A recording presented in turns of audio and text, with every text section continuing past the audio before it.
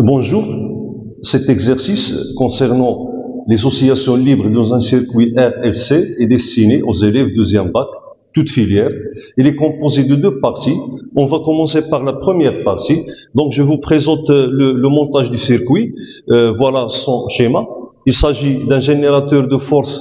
Donc c'est un générateur idéal de tension, de force électromotrice E égale à 12 volts et un conducteur ohmique de résistance R égale à 12 volts, un interrupteur K, une bobine idéale donc dont la résistance interne est nulle et l'inductance L, et puis un condensateur donc de capacité C.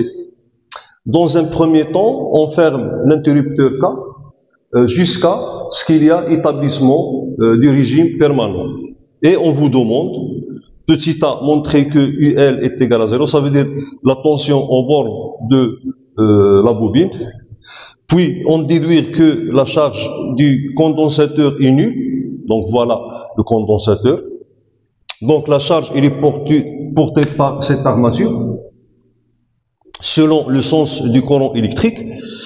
Et la dernière question concernant cette première partie, trouver l'intensité I0 du courant qui circule dans la bobine.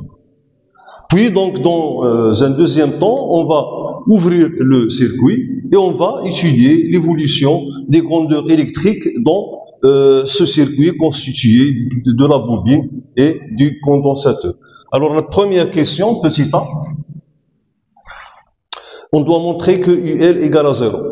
Alors donc on va écrire la formule de la tension UL en fonction du courant. Donc on sait que au bord de la bobine, la tension UL donc égale à L fois la dérivée de l'intensité du courant par rapport au temps.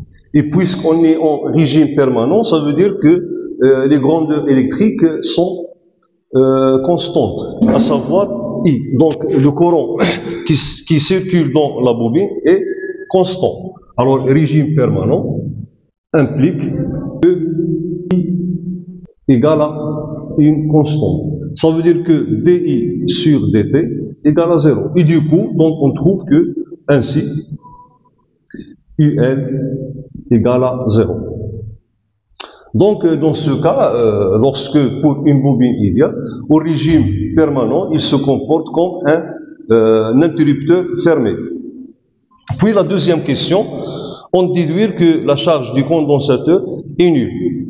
Alors, on voit ici que pour ce circuit, la bobine et le condensateur sont montés en parallèle. Ça veut dire que la tension UC égale à la tension UL. Alors, petit b, on a UC égale à UL.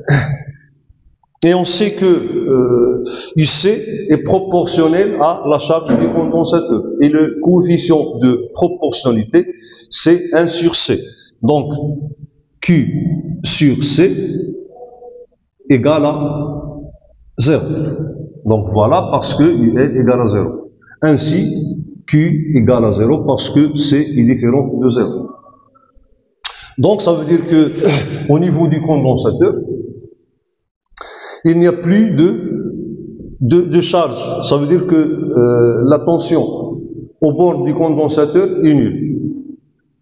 Et puis dans un dernier temps, on doit trouver l'intensité I0 du courant qui circule dans la bobine. Bon, donc c'est comme si le condensateur n'existe pas. Ça veut dire que il y a un courant unique qui circule dans le circuit constitué de la bobine, du conducteur ohmique et de ce générateur. Donc en appliquant l'additivité de tension, donc on a E égale à la tension au bord de la bobine plus la tension au bord du conducteur ohmique. D'après la loi d'activité-tension, on a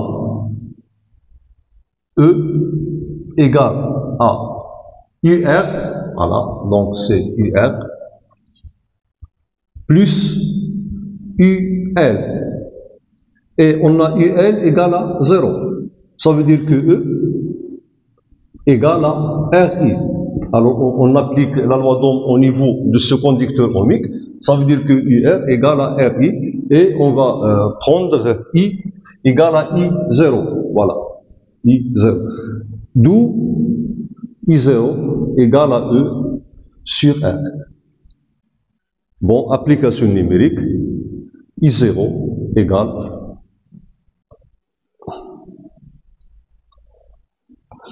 480 milliampères.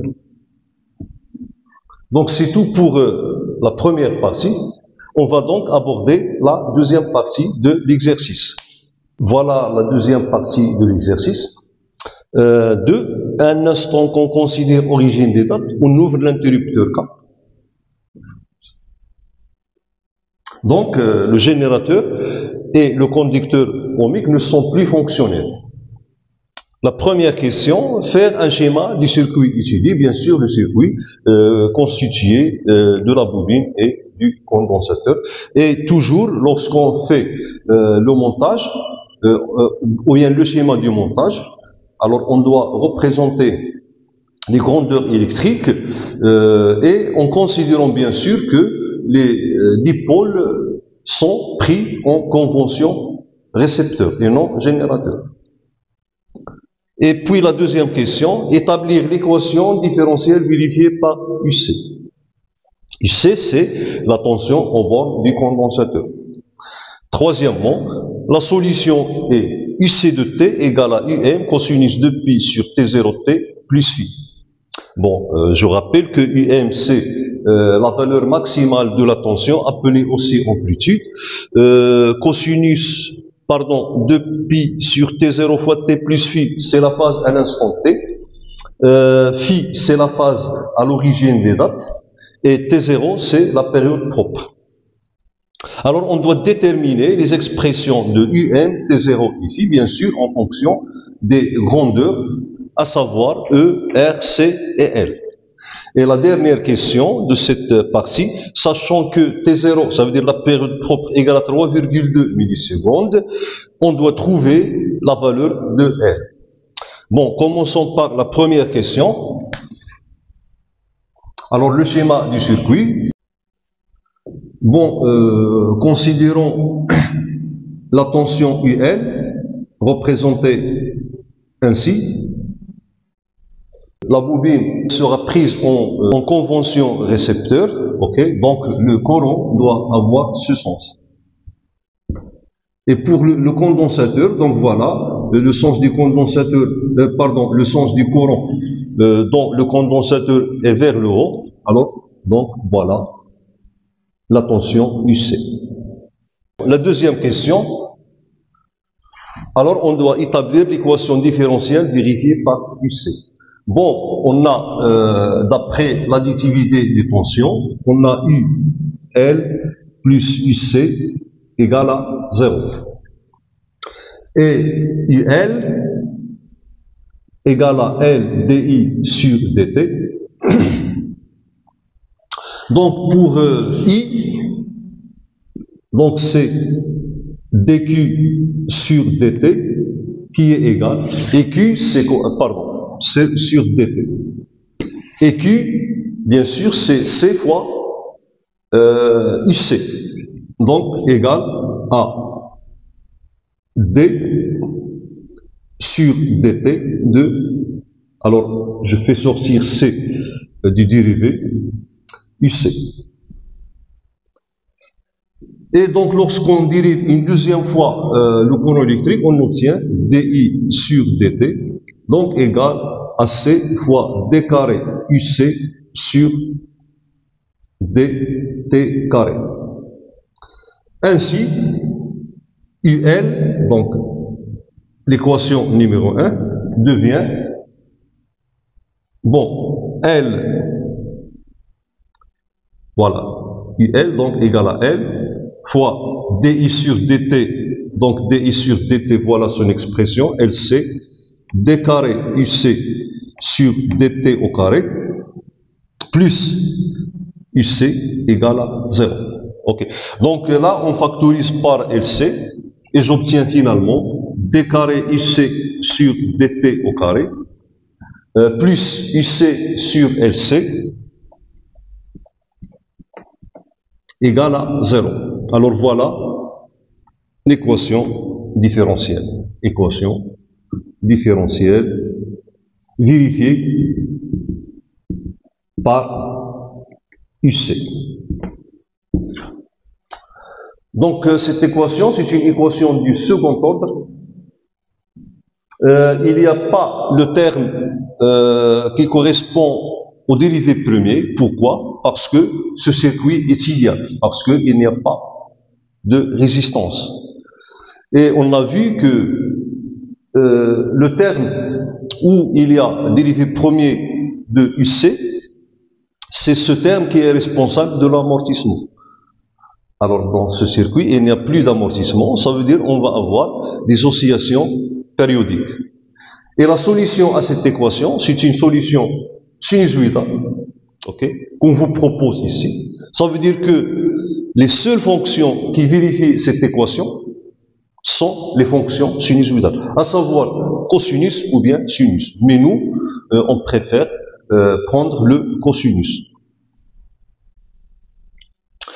Donc, cette solution doit vérifier l'équation différentielle.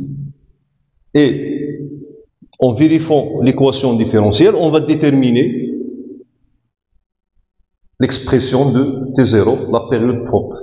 Et pour déterminer phi et la valeur maximale, on doit avoir recours à quoi? Aux conditions initiales.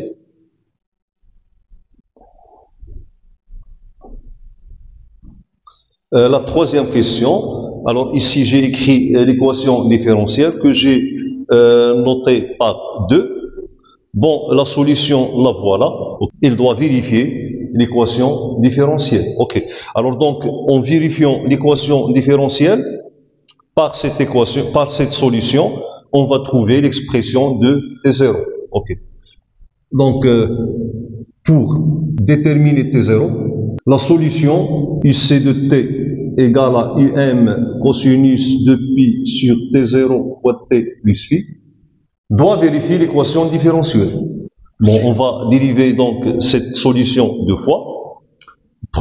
Dérivé premier DUC sur DT, donc il me donne, alors la dérivée du cosinus c'est moins sinus, et je fais sortir ce facteur qui est constant de pi sur T0 en dehors du cosinus. Donc égal à moins de pi sur T0, UM sinus de pi sur T0T plus phi.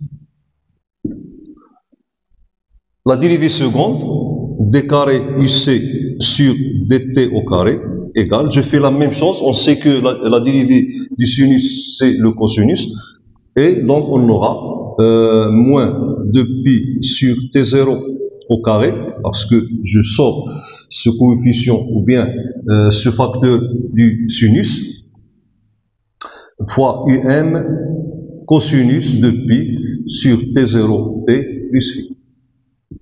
Et voilà donc la dérivée seconde. Donc on a trouvé ici la solution. Ça veut dire cette fonction. Ça veut dire que la dérivée seconde égale à moins 2 pi sur T0 au carré fois UC de T. Bon, c'est une propriété du cosinus ou bien du sinus. En général, d'une fonction sinusoïdale, la dérivée seconde d'une fonction sinusoïdale égale à l'opposé d'elle-même.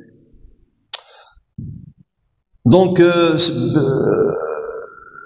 je vais alors ici exprimer UC au carré et UC explicitement, en fonction de temps. Et on obtient ainsi l'équation 2 implique, donc d carré UC sur dt au carré, ça va donner moins 2 sur T0, le tout au carré UC de T, plus UC de T, égale à 0. Alors là, on va factoriser par cette fonction UC de T. Alors UC de T égale, facteur 2. Alors, pardonnez, ici, je dois diviser par LC. Ici, je dois diviser par LC. Donc, moins 2pi sur T0, le tout au carré, plus 1 sur LC, égale à 0. Alors, soit UC de T égale à 0, ou ce facteur-là sera nul. Mais comme UC, c'est une fonction du temps, donc il peut être nul à des instants, mais il ne peut jamais être nul quel que soit le temps, parce que cette équation est vérifiée quel que soit le temps. Donc la seule possibilité est que ce terme-là, ou bien ce facteur, doit être nul. Donc ainsi, 2pi sur T0 au carré, plus 1 sur LC égale à 0. Ici, on a moins. Ça veut dire que 2pi sur T0 au carré, plus 1 sur LC égale à 0. Pardon. 2pi sur T0 tout au carré doit être égal à 1 sur LC. Ok. Donc, implique que T0 sur 2pi égale à la racine carrée de LC, implique que T0 donc égale à 2pi la racine carrée de L aussi. Donc, c'est l'expression de T0 qui est la période propre, et on voit que T0 ne dépend que des paramètres du circuit, à savoir L et C. C'est pour cela qu'on a appelé cette période par période propre. Alors donc, on doit maintenant déterminer l'expression de UM et phi. Donc pour ce faire, on doit avoir recours aux conditions initiales. J'ai noté ici l'expression de T0 qu'on vient de déterminer, et on aura besoin de l'expression de I de T. Okay? Donc, on va commencer par trouver l'expression de I de T. Pourquoi? Parce que pour déterminer l'expression de UM et phi, qui sont des constantes, on doit évoquer les conditions initiales. Et les conditions initiales, alors à T égale à 0, on a deux conditions initiales, et chaque condition initiale nous donne une équation. Et ainsi, on obtient deux équations. Pourquoi? Parce qu'on a deux inconnus. Donc, la première condition initiale est que UC à l'instant T égale à 0 égale à 0. Et la deuxième condition initiale est que le courant qui circule dans le circuit, donc I égale à I0 égale à E sur R. Bon, trouvons l'expression de I. Donc I égale à dQ sur dt, donc égale à C DUC sur dt. Et donc I égale, alors la dérivée de UC sur dt, on vient de la calculer, donc égale à moins 2pi sur T0, ok, fois UM, donc fois sinus de pi sur T0, T plus phi. Et je dois multiplier par C. Donc ici, C, je dois multiplier par C. Et là, on a moins. Bon, en simplifiant, donc on trouve que I, donc je remplace T0 par 2pi, la racine carrée de LC, je simplifie par 2pi, et je simplifie par la racine carrée de C, et j'obtiens finalement I égale à moins la racine carrée de C sur L, fois UM sinus de pi sur T0T plus phi. Donc voilà l'expression de I de T.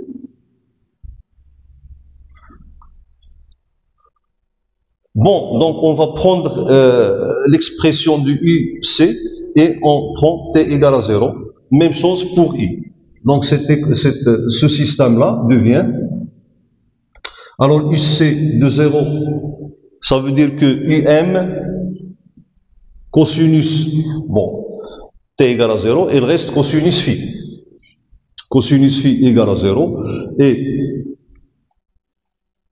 pour I, donc I à l'instant T égale à 0, voilà. Donc je prends ici T égale à 0 et j'obtiens finalement moins la racine carrée de C sur L, UM, sinus, phi. Donc, égal à I0, ça veut dire égal à E sur R. Bon, UM cos phi égale à 0, donc phi, donc d'après l'évolution de cosinus d'un angle, ok, on trouve que cosinus phi s'annule pour phi égale à pi sur 2 et phi égale à moins pi sur 2. Bien sûr, plus de pi parce que le cosinus est une fonction périodique. Mais nous, on va nous contenter d'une seule période. Ok, donc ça veut dire que, bon, cette équation nous donne phi égale à moins pi sur 2 ou pi sur 2. Donc pour trouver est-ce moins pi sur 2 ou bien pi sur 2, donc on va voir ici. Alors on a E sur R est positif. Là, on a un signe négatif. Donc, la UM est forcément positive parce que c'est une amplitude ou une tension maximale. La racine carrée de C sur L est positive. Donc, on doit avoir le sinus phi qui doit être négatif. Donc, cette équation nous donne que phi égale à moins pi sur 2. Ok? Et alors ce terme-là, racine carrée de C sur L UM, donc ici j'applique moins pi sur 2, j'obtiens E sur R égale à moins, ça donne plus, la racine carrée de C sur L UM. Ça veut dire que la racine carrée de C sur L UM égale à E sur R. Donc, on peut en déduire l'expression de UM à partir de cette relation. Bon, implique que phi, donc, égale à moins pi sur 2 et UM égale donc à E sur R fois la racine carrée de C sur, de L sur C. Donc, égale à la racine carrée, ou bien 1 sur R, fois la racine carrée de L sur C fois E. Ainsi, la solution UC de T sera égale à UM, donc c'est 1 sur R, racine carrée de L sur C fois E, cosinus, donc de pi sur T0. Bon, 2 pi sur T0, ça va donner 1 sur la racine carrée de LC, donc T sur la racine carrée de LC, moins pi sur 2. Et puis, donc, on sait que cosinus T sur cosinus d'un angle moins pi sur 2, donc égale à sinus de cet angle. Ça veut dire que UC de T égale à 1 sur R, la racine carrée de L sur C, E, cosinus, ou bien, pardon, sinus de T sur la racine carrée de LC. Donc voilà l'expression finale de UC. Donc la dernière question est de déterminer la valeur de L. On sait que donc T0 égale à 2 pi la racine carrée de LC, donc implique que T0 carré, donc sur 4 pi au carré, égale à LC. Ça veut dire que L égale à T0 carré sur 4 pi carré fois C. Donc voilà l'expression de L. Pour effectuer l'application numérique, alors on doit convertir T0 en unité internationale qui est seconde. et en faisant le calcul, donc on trouve que L est à peu près égal à 0,57 Hormi. Alors voilà donc pour cet exercice. Prochainement, donc, on va voir d'autres exercices concernant la réponse d'un dipôle LC et RC à un échelon de tension, et on va voir des exercices concernant l'étude énergétique d'un circuit RLC et un circuit idéal LC. Bon, je vous souhaite bonne chance et à la prochaine séance.